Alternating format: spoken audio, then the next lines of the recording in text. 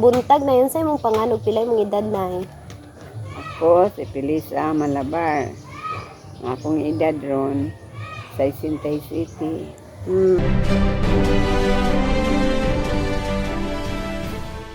Nya, unsa may mga panghitabo sa Pilipinas nga imong naabtan na sa una? Katong martial law, Martial law, kinsa ang presidente sa martial law na? si Ferdinand Marcos. Nya, pilay mong edad adto na mga panahon na. 14 pa ang edad. Sakop ako sa ang ginikanan.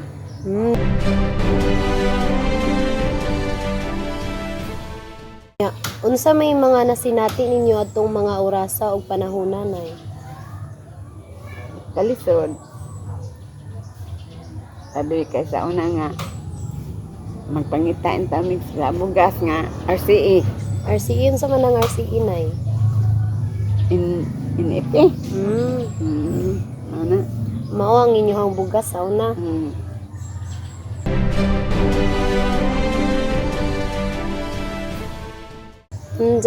Paghuman sa kang Marcos nga pagka-presidente, unsa naman naabay na bag-o? Katong himpuli si Cory Aquino. Marag kaloy sa Diyos, marag lugar-lugar na.